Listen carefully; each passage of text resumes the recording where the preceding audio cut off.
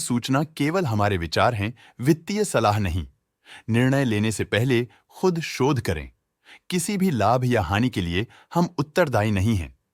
आज हम देख रहे हैं यशो इंडस्ट्रीज लिमिटेड के 2024-25 Q3 की standalone financial performance. Starting with the sales, पिछले क्वार्टर से सेल्स में -5% का डिक्रीज हुआ है, मगर कंपनी ने पिछले साल के मुकाबले 17% का सेल्स इंक्रीज रिपोर्ट किया। Expenses -7% quarter on quarter decrease हो गए हैं, जो साल भर के 17.5% के राइज के साथ अलाइन करता है। एक्सपेंसेस में डिक्रीज अच्छा है, लेकिन सेल्स में डिक्रीज निराशा की बात है। ऑपरेटिंग प्रॉफिट, जो पिछले साल के कंपैरिजन में 13.5% अप हुआ है, quarter on quarter around 5% increase हुआ है। Operating profit margin (OPM) annual basis पे -0.5% से डिक्रीज हुआ है और पिछले क्वार्टर के कंपैरिजन में 1.5% से इंक्रीज हुआ है। एक्सेप्शनल आइटम्स को ऐड करके अदर इनकम पिछले क्वार्टर के कंपैरिजन में -81.5% गिर गई, बावजूद इसकी ईयरली डिक्लाइन -82% हुई है। इंटरेस्ट एक्सपेंसेस पिछले क्वार्टर से 16% अप हुआ, लेकिन ईयर ओवर ईयर इंक्रीज लगभग 3.5 गुना हुआ है।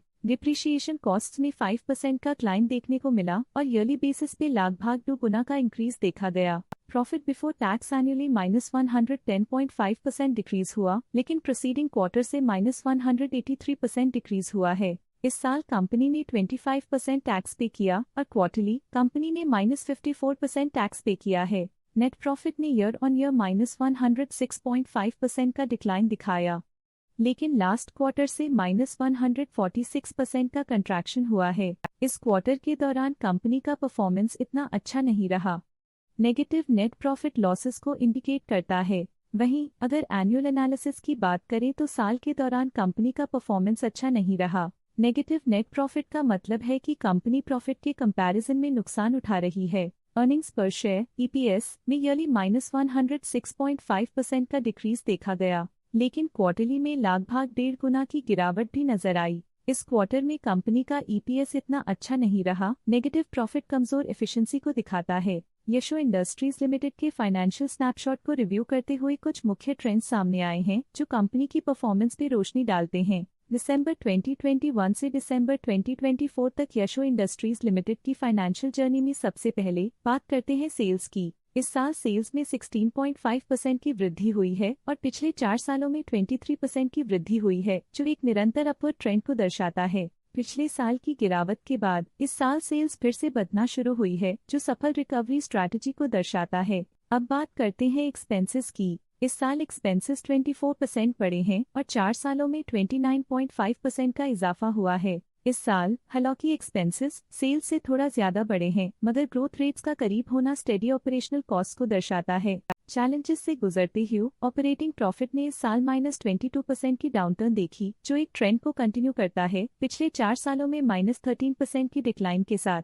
एक वृद्धि के बाद पिछले 2 सालों से ऑपरेटिंग प्रॉफिट गिर रहा है, जो कुशलता बनाए रखने में चैलेंजेस को दर्शाता है। कठिन दौर से गुजरते हुए नेट प्रॉफिट में इस साल -68% की गिरावट आई है, जो पिछले 4 सालों में -63.5% की गिरावट के साथ चुनौती पेश करता है। पिछले 2 सालों से नेट प्रॉफिट में गिरावट आई है, जो ऑपरेशनल चैलेंजेस या मार्केट कंडीशंस पर चिंता बढ़ा सकती है। EPS के लिए रास्ता कठिन रहा है। इस साल EPS -68% डिक्रीज हुआ और पिछले 4 सालों में कुल मिलाकर -65% की गिरावट हुई है। एक इजाफे के बाद पिछले 2 सालों में EPS गिर रहा है, जो कुछ चैलेंजेस को दर्शाता है जिन्हें स्ट्रेटेजिक रिव्यू की जरूरत है। चलिए अब बात करते हैं शेयर होल्डिंग पैटर्न की। यशो इंडस्ट्रीज की शेयर होल्डिंग रिपोर्ट्स कुछ इस प्रकार की हैं, जो दिसंबर 2024 के 31 तक चलता है। ये रिपोर्ट कंपनी के शेयर्स की डिटेल्ड जानकारी देता है, जिसमें promoters, promoter groups, foreign investors, public investors और सरकारी एंटिटीज शामिल हैं। पब्लिक हेल्थ शेयर्स का परसेंटेज 2024 के सितंबर में 27% से 2024 के दिसंबर में 26.39% तक डिक्रीज हो गया।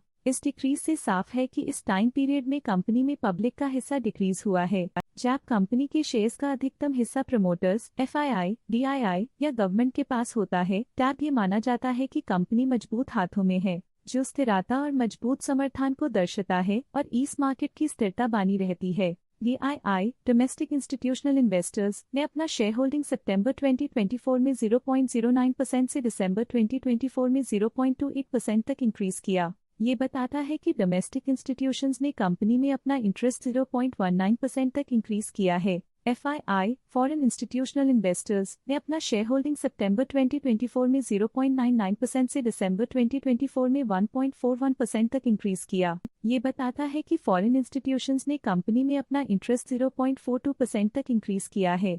ये था कंपनी का करंट शेयर होल्डिंग पैटर्न। आज के लिए फाइनेंशियल सेक्टर में इतना ही। देखने के लिए धन्यवाद। स्टॉक लेटेस्ट न्यूज अपडेट के लिए चैनल को सब्सक्राइब करें और वीडियो को लाइक एंड शेयर करें।